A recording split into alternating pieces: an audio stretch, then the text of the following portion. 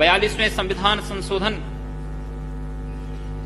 के अंतर्गत भी सेकुलर का अर्थ हम बराबर धर्म ही लगाते रहे हैं और जिस धर्म ने पूरे समाज को नैतिकता के आधार पर, सदाचार के नाम पर, कर्तव्य का के आधार पर समाज को नैतिकता का एक पाठ पढ़ाया है, उसको जोड़ने वाला जो नियम है, जब हम उस धर्म को ही समाज से अलग कर देंगे तो समाज की क्या अवस्था होगी।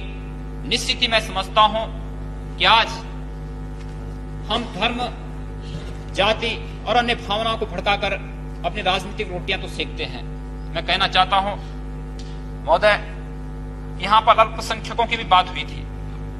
क्या अल्पसंख्यक वही लोग हैं कि जहां पर हिंदू बहुमत में है वहां पर जो मुसलमान कम संख्या में है, क्या अल्पसंख्यक वही है? क्या अल्पसंख्यक कश्मीर का हिंदू नहीं है?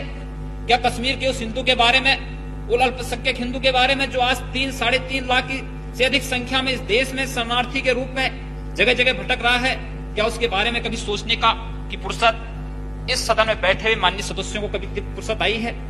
या पूर्वोत्तर के राज्यों में जो कुछ हो रहा है, वहां मिजोरम में रियांग जनजाति के 51,000 से अधिक शरणार्थियों को मिजोरम से निकाल दिया गया है, लेकिन क्या कभी यहां पर बैठे हुए माननीय सदस्यों ने इस पर सोचने की कोशिश की? केवल अपनी राजनीतिक रोटियां सेकने के लिए मुसलमानों को ही केवल अल्पसंख्यक बना दिया गया है। पूर्वोत्तर के राज्यों में जो अल्पसंख्यक हैं उनके बारे में क्यों नहीं चर्चा होती है? कश्मीर में जो अल्पसंख्यक हैं उनके बारे में क्यों नहीं यहां पर चर्चा होती है? और अगर अल्पसंख्यकों की बात होनी है तो 1984 में जो इस देश में हुआ था, क्या वो सिख अल्पसंख्यक इस देश में नहीं है? इस स्थिति और इस सदन के माध्यम से जो कुछ हो रहा है, अध्यक्ष महोदय, भावनाएं तो तब इस देश की जनता के भावनाओं के साथ खिलवाड़ हम तब नहीं करते हैं जब सदन में इतनी उदंडता होती है।